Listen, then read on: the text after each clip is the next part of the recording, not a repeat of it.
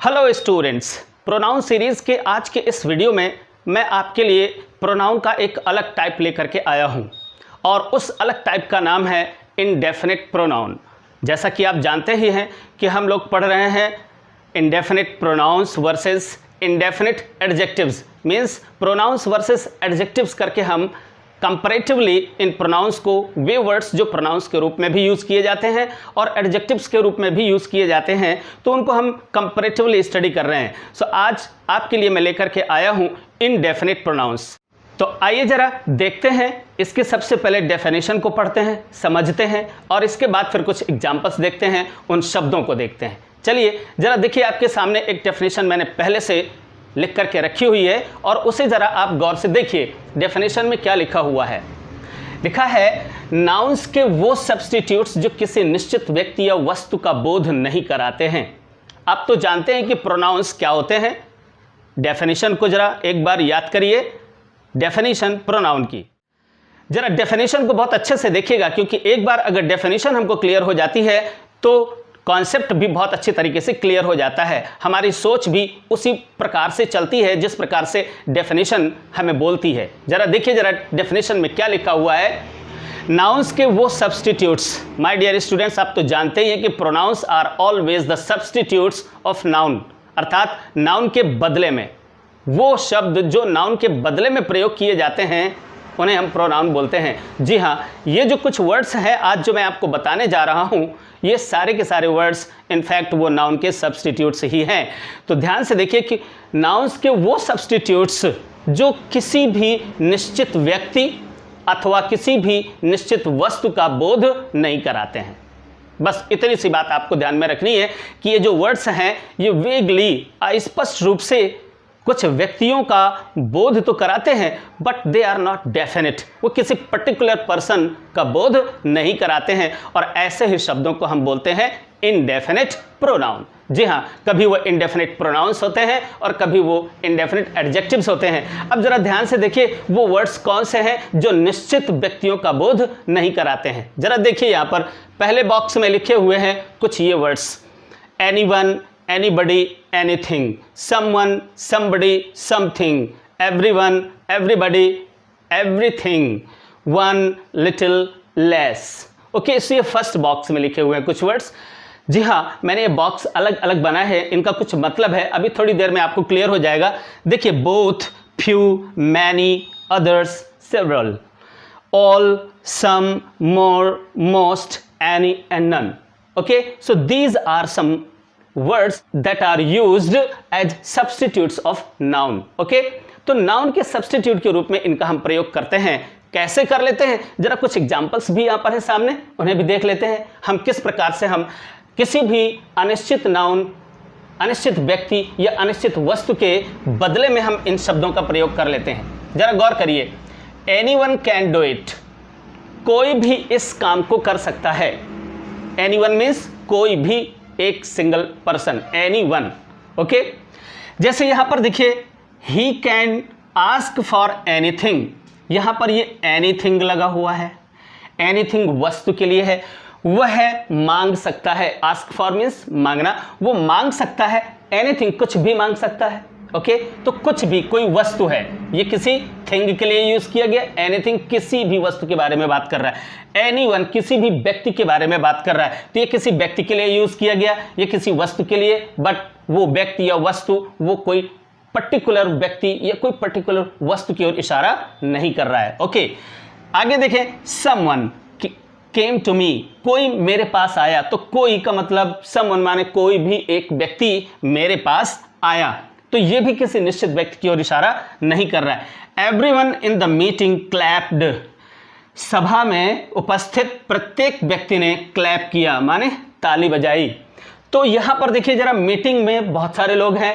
अब यहां पर हम उन बहुत सारे लोगों में से प्रति एक व्यक्ति की बात करते हैं, यानी हर व्यक्ति की बात करते हैं, हर व्यक्ति की। ओके, तो एवरीवन मीन्स प्रत्येक व्यक्ति, आप कह सकते हैं इनको इन जनरल, माने हम सामान्य रूप से हर व्यक्ति की बात कर रहे हैं, हर व्यक्ति ने ताली बजाई। हम किसी भी पर्टिकुलर पर्सन की ओर इशारा नहीं कर रहे हैं, हम किसी पर्टिकुलर पर्सन की बात नहीं कर रहे हैं। So everyone.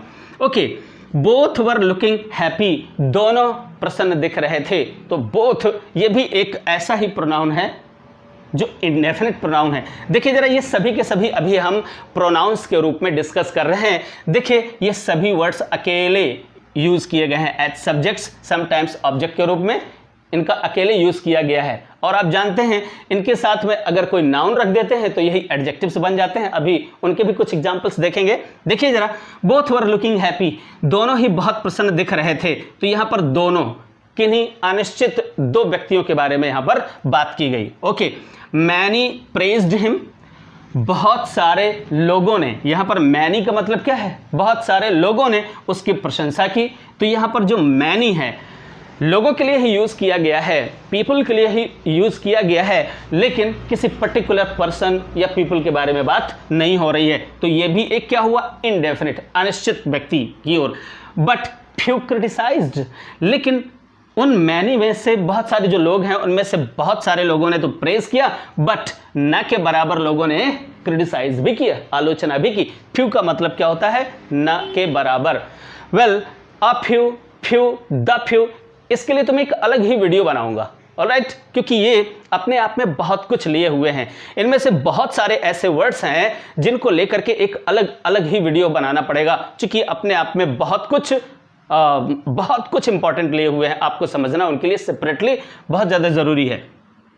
आगे देखते हैं जरा, all have to die one day. All माने सभी को, जनरली, वेगली, किसी निश्चित व्यक्ति की बात नहीं की जा रही है, सभी की बात की जा रही है। सभी को एक ना एक दिन मरना है, या एक दिन सभी को मरना है।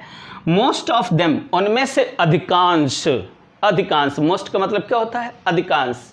तो उनमें से अधिकांश आर क्वालिफाइड हैं।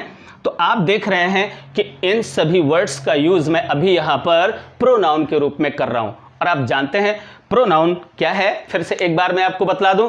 प्रोनाउंस वे वर्ड्स होते हैं जो नाउन के सब्स्टिट्यूट के रूप में आते हैं, अर्थात नाउन के स्थान पर आते हैं, नाउन के साथ नहीं आते। ओके, अब इससे पहले कि मैं इनको एडजेक्टिव के रूप में डिस्कस करूं, मैं आपको कुछ बातें आपको बतला देना चाहता हूं इनसे रिलेटेड, जो बहुत ही इंपॉर्टेंट है, आप सबको हमेशा ही अपने माइंड में रखना चाहिए। देखिए जरा, उनमें से क्या बातें हैं। देखिए, एनी के साथ अगर वन लगा देते हैं तो ये कोई अलग वर्ड नहीं हो जाता है, ये एक सिंगल वर्ड ही है, ध्यान में रखिएगा। ये भी एक सिंगल वर्ड है, ये सारे के सारे सिंगल वर्ड्स ही हैं।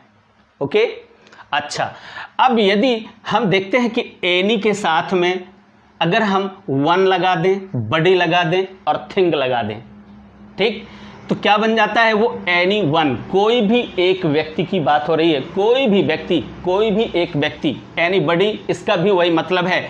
ध्यान दें कि वन और बडी अगर लगा देते हैं तो वो व्यक्तियों की ओर इशारा करता है, या व्यक्तियों के लिए उनका प्रयोग किया जाता है। बट उसी के साथ अगर हम थिंग का प्रयोग कर देते हैं तो वो वस्तुओं के लिए यूज किया जाता है। ओके, इसी प्रकार से सम के साथ में हम अगर वन लगा देते हैं तो सम वन, एक व्यक्ति हो जाता है, वो कोई एक व्यक्ति। समबडी, उसका भी वही मतलब है, कोई एक व्यक्ति।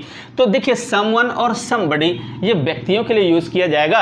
और अगर उसी में हम थिंग लगा करके एक वर्ड बना लेते हैं, इंडेफिनिट प्रोनाउन बना लेते हैं, तो किसी वस्तु की बात करेगा। ऑलराइट, अब इसके आगे जरा देखते हैं, ऐसा ही एक वर्ड है एवरीवन, एवरीबडी, एवरीथिंग। ओके, इसमें भी अगर हम वन या बडी लगा देते हैं तो ये व्यक्तियों की ओर इशारा करेगा, या व्यक्तियों के लिए यूज किया जाएगा। और एवरीथिंग अगर लगा देते हैं तो वो वस्तु या वस्तुओं की ओर इशारा करेगा। ओके, वन का मतलब होता है कोई भी एक व्यक्ति, यानी एनी पर्सन, या फिर इसका अर्थ भी होता है एवरी पर्सन, माने हर व्यक्ति। लिटिल वस्तु के लिए आता है और अनकाउंटेबल नाउंस के लिए यूज किया जाता है। लेस माने कम। तो आपको यह ध्यान में रखना है कि ये वो वर्ड्स हैं जो वास्तव में किसी व्यक्ति या वस्तु के स्थान पर जब प्रयोग किए जाएंगे तो इन्हें इंडेफिनिट प्रोनाउंस कहते हैं। अब यदि इन्हीं के साथ में नाउन जोड़ दिया जाए, पर ध्यान रखना है एनी वन के बाद किसी नाउन को नहीं जोड़ेंगे, एनी के बाद फिर हम किसी अलग सेपरेट नाउन को जोड़ेंगे, जैसे एनी बॉय। ओके, अब एनी वन को हटा करके हम यहां पर लिख देते हैं एनी बॉय। अब अब देखिए जरा, अगर यहाँ anyone है और anyone के स्थान पर हमने क्या कर दिया, any के बाद कोई एक नाउन रख देते हैं। जैसे कह दिया जाए any boy, तो कोई लड़का, कोई भी लड़का। any boy का मतलब अब क्या हो गया, कोई भी लड़का। तो अब ये लड़का क्या है, नाउन। ओके, अब ये नाउन्स के ठीक पहले एनी आ गया, अर्थात अब ये नाउन के स्थान पर नहीं आया है। अब ये नाउन को यहाँ पर क्वालिफाई करने लग गया। मीन्स जो भी नाउन के पहले जो वर्ड होता है वो अगर नाउन के बारे में कुछ अतिरिक्त जानकारी देता है उसे हम क्वालिफायर बोलते हैं, और क्वालिफायर्स हमेशा ही एडजेक्टिव्स होते हैं। तो यहीं पर ये जो एनी हुआ ये इंडेफिनिट एडजेक्टिव हो गया। ओके, बहुत ही सिंपल सी बात है। यहां पर भी हम एनी के बाद थिंग लगा हुआ है तो ये तो प्रोनाउन हो गया, इंडेफिनिट प्रोनाउन। अगर हम यहां से थिंग हटा करके और कोई दूसरा नाउन लगा देते हैं, जैसे any he can ask for any toy, any toy. अब टॉय मीन्स खिलौना, तो वो कोई भी खिलौना मांग सकता है। तो ये खिलौना जो हो गया ये नाउन हो गया। अब ये नाउन के स्थान पर नहीं आया, एनी नाउन के स्थान पर नहीं है, इसलिए ये क्या है, अब ये इंडेफिनिट प्रोनाउन नहीं रह गया, अब ये वास्तव में नाउन को क्वालिफाई करने लग गया। अब ये इंडेफिनिट एडजेक्टिव बन गया।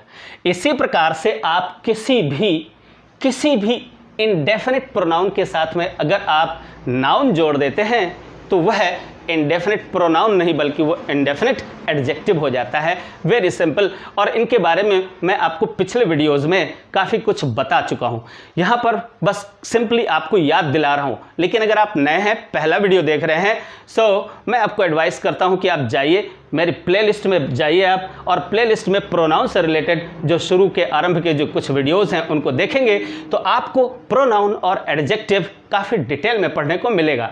अब आगे चलते हैं और कुछ अन्य जानकारियां भी लेते हैं। अब हम अगली स्लाइड में पढ़ेंगे ये जो वर्ड्स हैं हमने 3 बॉक्स में क्यों लिखे हैं। तो चलिए, ये तीनों ही बॉक्स प्री प्लान्ड पहले से बना करके रखे हुए आपके लिए, क्योंकि पहले बॉक्स में वो प्रोनाउंस लिखे हुए हैं जो हमेशा ही सिंगुलर नंबर में यूज किए जाते हैं। ध्यान में रखिएगा, नोट कर लीजिए, स्क्रीनशॉट ले लीजिए, क्योंकि ये जितने भी प्रोनाउंस हैं, anyone, anybody, anything, someone, somebody, something, everyone, everybody, everything, one, little, less, ये सारे के सारे प्रोनाउंस हमेशा ही सिंगुलर नंबर में यूज किए जाते हैं। ऑलराइट, ध्यान रखिएगा। इनके साथ में कुछ और भी प्रोनाउंस है। इनफैक्ट कुछ ग्रामरियंस इनको डिस्ट्रीब्यूटिव प्रोनाउंस बोलते हैं, ईच, ईदर एंड नीदर। हम इनको अलग कैटेगरी में ही पढ़ लेंगे, डोंट वरी। वैसे भी इनके लिए एक अलग से ही वीडियो बनाना पड़ेगा, क्योंकि ये बहुत ही ज़्यादा इंपॉर्टेंट भी है, साथ में इनके यूज़ बहुत ही कमाल के हैं। आगे देख लेते हैं दूसरे बॉक्स में क्या है। अब दूसरे बॉक्स में ये ऐसे प्रोनाउंस लिखे हुए हैं जो हमेशा ही प्लूरल नंबर में आते हैं। मीन्स इनके साथ में हमेशा ही प्लूरल नंबर की वर्ब आएगी, और इसके बाद आने वाले जितने भी प्रोनाउंस होंगे वो प्लूरल नंबर में ही आएंगे। ओके, अब ये जो तीसरे बॉक्स में हैं ये कुछ इंटरेस्टिंग ज़्यादा हैं। क्यों? क्योंकि ये कभी कभी अपने कॉन्टेक्स्ट के अकॉर्डिंग, जैसा उनका कॉन्टेक्स्ट होगा उसी के अकॉर्डिंग ये कभी सिंगुलर होते हैं और कभी कभी ये प्लूरल होते हैं। जल्दी से मैं कुछ एग्जांपल्स पहले आपको यहाँ पर सिंगुलर प्रोनाउंस के रूप में जो यूज़ किए जाते हैं उनके एग्जांपल्स, फिर कुछ एग्जांपल्स इसके, और फिर कुछ एग्जांपल्स इसके। ये पहले बॉक्स में जितने भी प्रोनाउंस लिखे हुए हैं ये हमेशा ही सिंगुलर नंबर में यूज़ किए जाते हैं। हमेशा ध्यान में रखिएगा कि इनके साथ हम कभी भी प्लूरल नंबर की वर्ब यूज़ नहीं करते हैं। यद्यपि कुछ इनमें से दिखाई पड़ते हैं, जैसे एवरी, एवरीबडी, स्पेशली एवरीबडी, और सम अगर अकेला आता है तो ये कभी उसमें भी आता है, सिंगुलर नंबर में भी आता है और कभी प्लूरल नंबर में आता है। बट आपको ध्यान में रखना है कि यदि सम के साथ वन या बडी या थिंग लगा हो या एवरी, हर व्यक्ति, वैसे सुनने में ऐसा प्रतीत होता है जैसे कि ये बहुत सारे लोगों की बात कर रहा है तो प्लूरल होगा, बट ऐसा है नहीं। इनके साथ में अगर वन लगा होता है, बडी लगा होता है, थिंग लगा होता है, हमेशा ही हमें क्या करना होता है कि सिंगुलर नंबर वर्ब का यूज करना चाहिए। जरा गौर करें, यहाँ पर हमने कुछ सेंटेंसेस लिखे हुए हैं। One never wants to be insulted, one माने कोई भी व्यक्ति, ये है इसका मतलब। कभी इसका मतलब कोई व्यक्ति से लिया जाता है और कभी इसका मतलब हर व्यक्ति से लिया जाता है। ओके, एवरी पर्सन से लिया जाता है। Okay, so one never wants to be insulted, कोई कभी नहीं चाहता है कि उसका अपमान किया जाए। तो ध्यान में रखिएगा कि वन के साथ में वांट्स हमेशा ही एक वचन की वर्ब आएगी। लेकिन एक चीज़ और भी है कि जब वन अपने ऑब्जेक्टिव केस में आएगा यानी क्रिया के बाद में आएगा तो भी वन ही होता है, और अपने पजेसिव केस में जब आएगा तो ये वंस होता है। मैं आपको चलते चलते यहाँ पर बता देना चाहता हूँ। वैसे मैं आपके लिए एक अलग ही वीडियो लेकर के आऊँगा जिनमें स्पेशल यूज़ हैं ये सब सारे के सारे इंडेफिनिट प्रोनाउंस। ध्यान रखिए, ये वीडियो नंबर 1 है इंडेफिनिट प्रोनाउंस की जो बेसिक इन्फॉर्मेशन है, और बहुत ही इंपॉर्टेंट और बहुत ही ज़्यादा ऐसी हायर लेवल पर कॉम्पिटिटिव एग्जाम्स में काम देने वाली इन्फॉर्मेशन मैं आपको दूसरे वीडियो में ठीक इसके बाद पार्ट 2 में दूंगा, उसे भी ध्यान से देखिएगा। Okay, so one never wants to be insulted, everyone wants to become rich, हर व्यक्ति, एवरीवन मीन्स हर व्यक्ति, वांट्स चाहता है, टू बी बिकम रिच धनी बनना चाहता है। तो देखिए एवरीवन के साथ में भी हम सिंगुलर नंबर की वर्ब का ही यूज करेंगे। Everything was burned to ashes, प्रत्येक वस्तु जलकर या हर वस्तु जलकर राख हो गई। तो ध्यान से देखिए कि यहाँ पर जितने भी प्रोनाउंस लिखे हुए हैं हमेशा ही, जैसे little, little was left in the jug, little, little अगर लगा देते हैं, little water was left in the, अब लिटिल वाटर कर देंगे तो क्या बन जाएगा, एडजेक्टिव बन जाएगा, लेकिन लिटिल अकेले अगर यूज़ किया तो वो प्रोनाउन बन जाएगा। तो हमेशा ही इन सब के साथ सिंगुलर नंबर का वर्ब यूज़ करते हैं। अब देखिए जरा प्लूरल नंबर में ये जो कुछ वर्ड्स लिखे हुए हैं, both, few, many, other, several, ये हमेशा ही बहुवचन में आते हैं और इनके साथ हमेशा ही बहुवचन की क्रिया का प्रयोग करना चाहिए। जरा कुछ एग्जाम्पल्स हैं यहाँ पर, जैसे देखिए both were laughing at the old man, both means दोनों ही व्यक्ति, तो दो हैं तो क्वाइट नेचुरल कॉमन सेंस आपको बताएगा कि वहाँ पर प्लूरल नंबर की वर्ब आएगी। So both were laughing at the old man, तो बोथ माने दोनों ही उस बूढ़े का मजाक उड़ा रहे थे या बूढ़े पर हंस रहे थे। अगला सेंटेंस है few were out on the road during lockdown, lockdown के दौरान फ्यू का मतलब न के बराबर लोग, लेकिन न के बराबर लोग भी अगर जो होते हैं वो कम से कम दो ही होते हैं। ऑलराइट, तो बहुत सारे लोग बहुत सारे हैं और बहुत सारे लोगों में से अगर हम लॉकडाउन के दौरान देखते हैं तो न कुछ इक्का दुक्की लोग जो दिखाई पड़ते हैं उनके लिए हम बोल देते हैं फ्यू, ना कि ये भी एक बहुत ही इंपॉर्टेंट लिटिल की ही तरह हम फ्यू को भी एक अलग ही वीडियो में डिस्कस करेंगे। Few, a few and the few, इनके यूजेस हम आपको अलग से एक अलग वीडियो में बतलाएंगे। अब देखिए many were injured in an accident या द एक्सीडेंट, सो बहुत सारे लोग, यहाँ पर मैनी बहुत सारे लोगों के लिए यूज़ किया गया है, बहुत सारे लोग एक्सीडेंट में घायल हो गए। वेल, तो आप देखें इसी प्रकार से मैनी, अदर्स एंड सेवरल, ये सारे के सारे वर्ड्स हैं जो हमेशा ही प्लूरल नंबर में यूज़ किए जाते हैं और इनके साथ प्लूरल वर्ब भी आएगी, आप हमेशा ध्यान में रखिएगा। बट मोस्ट इंपॉर्टेंट पार्ट ये है कि यहाँ पर कुछ ऐसे प्रोनाउंस दिए हुए हैं जो कभी अपने कॉन्टेक्स्ट के अकॉर्डिंग कभी क्या सिंगुलर होते हैं और कभी प्लूरल होते हैं, तो इनको बहुत ही क्लोजली आपको वॉच करना है, देखना है और समझना है।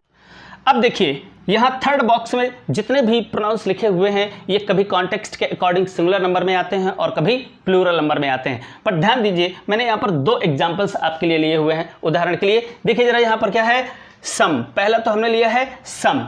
अब अगर सम कभी भी अकेला यूज किया जाएगा तो उसके साथ हमेशा ही वर का प्रयोग होगा, ये ध्यान में रखिएगा।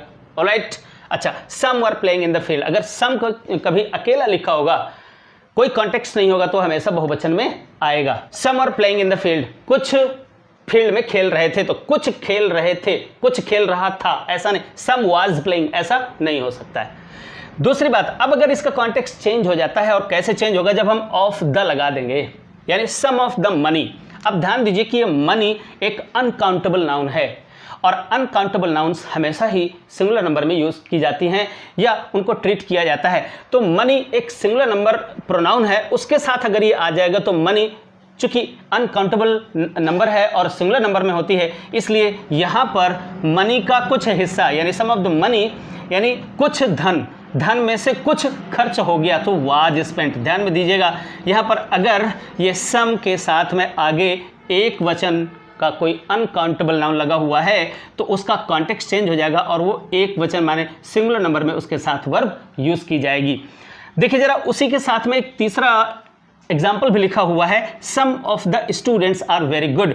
अब यहाँ पर देखें, ये स्टूडेंट्स प्लूरल नंबर में है और यहाँ पर ये मनी है। मनी चूंकि अनकाउंटेबल नाउन होती है इसलिए वो हमेशा ही सिंगुलर नंबर में यूज़ की जाती है। ओके, तो अब इसका कॉन्टेक्स्ट, इस सम का कॉन्टेक्स्ट एक्चुअली किससे अटैच्ड हो गया? स्टूडेंट्स, माने प्लूरल नंबर से जुड़ गया। तो अब इसका जो प्रसंग है वो बन गया क्या? कुछ। तो स्टूडेंट्स में से कुछ स्टूडेंट्स आर वेरी गुड, बहुत अच्छे होते हैं। कुछ स्टूडेंट्स बहुत अच्छे होते हैं। तो यहाँ पर आप देख रहे हैं कि सम अगर अकेला यूज़ होता है तो बहुवचन मीन्स प्लूरल नंबर की वर्ब आएगी। सम के साथ में अगर एक अनकाउंटेबल नाउन लगा हुआ है और उसका प्रसंग एक वचन के नाउन की ओर है तो उसके साथ हमेशा ही सिंगुलर नंबर की वर्ब आएगी। और अगर उसी सम को किसी प्लूरल नंबर के नाउन के साथ में अटैच किया गया है तो उसके साथ में प्लूरल नंबर की वर्ब आएगी। ये हमेशा ही ध्यान में रखिएगा। ऑलराइट, इसी के साथ अगर आगे आएंगे प्रोनाउंस। अब जैसे some of the students are working very hard on their work, there वहां पर यूज करेंगे और यहां पर उसी प्रकार से हो जाएगा। अब आगे देख लेते हैं, यहां पर ऑल वर हैप्पी, सभी बहुत प्रसन्न थे। तो जब ऑल अकेला आएगा तो ये भी प्लूरल नंबर में ही आएगा। ओके, बिल्कुल सेम इसी तरीके से। बट ऑल के साथ में भी अगर वहां पर कोई एक ऐसा ही अनकाउंटेबल नाउन है, अब यहां पर जो केक है, एक केक है काफी बड़ा, अब अगर उसकी बात की जा रही है तो all the cake was sold in an hour, 1 घंटे में ही पूरा का पूरा केक बिक गया। यहाँ पर ये केक सिंगुलर नंबर है। सिंगुलर नंबर की ओर जब यहाँ पर इशारा किया जा रहा है तो ऑल यानी उस केक का पूरा हिस्सा। तो ये देखिए ऑल का प्रसंग एक सिंगुलर नंबर से है इसलिए ऑल के साथ में यहाँ पर सिंगुलर नंबर वर्ब यूज़ की गई है। बट अगर यही केक, कई केक्स अलग अलग हो जाते हैं तो वो प्लूरल नंबर में हो जाएगा। जैसे all of the cup cakes were sold in an hour. अब यहाँ पर उस केक की बजाय यहाँ पर कप केक्स कहा गया है, इसे प्लूरल नंबर में यूज़ किया गया है। सो इसका कॉन्टेक्स्ट अब चेंज होकर के प्लूरल हो गया। सो ये ऑल अब यहाँ पर प्लूरल नंबर के साथ एसोसिएट हो गया, प्रसंग बदल गया। तो अब इसी ऑल का प्रयोग अब हम यहाँ पर प्लूरल नंबर में करेंगे।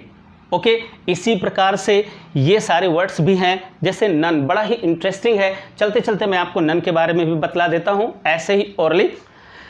None of the meat was spoiled, अगर ऐसा सेंटेंस बोल देते हैं, यानी कोई एक मीट है, मीट एक अनकाउंटेबल नाउन ही आ जाता है। अगर मीट रखा हुआ है, मांस रखा हुआ है तो उसे अनकाउंटेबल नाउन के ही श्रेणी में रखा जाएगा।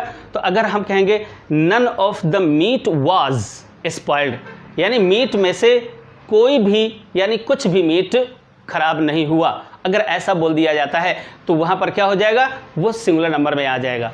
बट अगर हम नन का प्रयोग करते हैं प्लूरल नंबर के साथ जोड़ करके, तो जैसे कह दिया जाए none of the apples were spoiled, अगर हम यहाँ पर एप्पल्स वो बहुवचन में आ गया और उसके साथ में हम नन का यूज़ कर देते हैं तो वो भी वहाँ पर जा कर के प्लूरल नंबर में हो जाएगा। साधारणतया नन का प्रयोग जब आएगा अकेला ही तो प्लूरल नंबर में होता है। ओके, तो इस तरीके से ये वीडियो मैं यहाँ पर जल्दी से समाप्त करता हूँ क्योंकि काफ़ी लंबा होता चला जा रहा है, लेकिन आपको दूसरा वीडियो भी इसका देखना पड़ेगा। सेकेंड पार्ट में मैं इन सभी को, जी हाँ, ये सारे के सारे यही प्रोनाउंस होंगे और इन्हीं प्रोनाउंस पर कुछ वेरी स्पेशल यूजेस हैं इन प्रोनाउंस के, उनको मैं आपको बतलाऊंगा। ओके, सो आप उस दूसरे वीडियो को ज़रूर देखिएगा क्योंकि वो कॉम्पिटिटिव एग्जाम्स के लिहाज से और न केवल कॉम्पिटिटिव एग्जाम्स के लिए बट अच्छी और करेक्ट इंग्लिश लिखने के लिए इन सब का प्रॉपरली ठीक से इनका नॉलेज होना बहुत ज़्यादा ज़रूरी है।